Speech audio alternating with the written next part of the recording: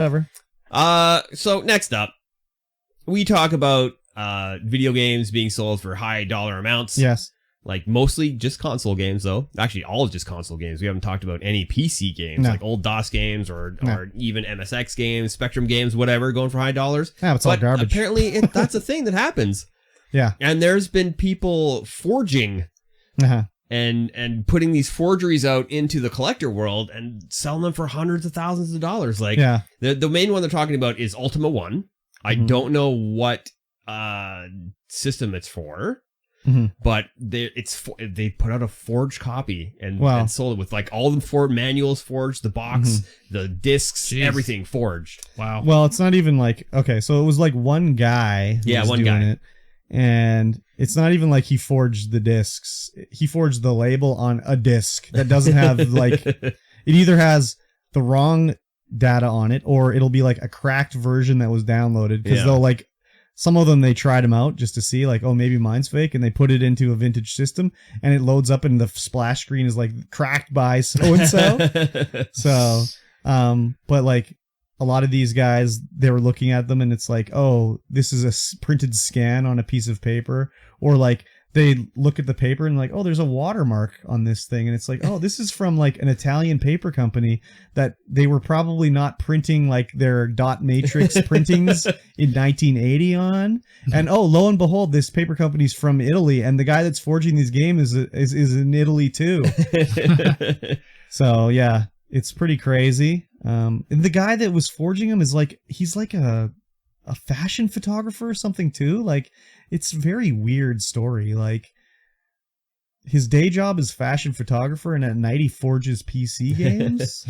Fashion photographer by day. He also contributes illustrations for Through the Moongate, a series of books from the Ultima series. Yeah, and he's supposed to be like one of the premier people would PC bring like collecting guys. They would bring their games to him and be like, "Is this one fake?" And he'd be like, "No, that one's authentic." Or they would be, they'd use him as like an authority figure in this collecting world. Yeah. I mean, I guess that's illegal. I don't know. Is it illegal? I don't know. If you're selling forgeries, I think it's illegal. Yeah. Does he say he's selling like the real? I guess I would assume he would have to if someone's spending like 50 grand on a game. Yeah. But he's selling like rarities, like games that were like only 10 copies made for like distribution to like friends and family of the programmer and stuff like that. And now it's finding he just like downloaded a scan and printed off a computer label and slapped it on an old 5-inch floppy disk. Yeah. So it's pretty crazy. It is crazy. But I mean, anywhere there's money to be made, there's going to be forgeries. Oh yeah, for sure. For sure. I mean, same thing with like retro repros of NES games and stuff like that. Yeah. When I was a kid, we had some neighbors that would do that with DVDs that they rented. Oh yeah, just burn them, and then like there's like we have a copy of like Bad Boys 2, and it's all just like perfectly forged with the cover. And yeah. I mean, if there's money to be made, they're gonna do it. So yeah, for sure. This is why you need to not get in big box game collecting, Mikey T. I know you want to. I love big box games. I know. I love the smell of a good floppy disk. Ew, God. I'm going to smash you with my floppy later, Mikey. I don't think that's how it works. Excuse me. But yeah, I mean, I don't know. I guess I never was a computer gamer, so I could never imagine paying like more than $10 for a used computer game. Yeah. Just doesn't seem, I don't know. Like, I just hold no value for them personally. No. You don't. Like, sorry, go ahead. I like them on my shelf, but I would never go out and like purposely buy an old game. Yeah. Like a new game, like we were talking about with the 8-bit guy and his new games coming out and some of the other new games coming out. That I would totally buy to help support System the creator. Shock. Yeah, System Shock. Yeah. I would do that. But any of the old games, I probably wouldn't. Unless I found it like in a garage sale. I'll buy that. I mean, sure. I mean, like I bought like a copy of Alpha Centauri in the big box, so like Alpha Centauri. Yeah. But like, I guess I just don't have, well, first of all, big box games don't really have value like to collectible traders. I guess they probably do now that everyone's sort of everything that's in a like Nintendo has been bought. There's nothing left now, and everything you can find is like big box games probably.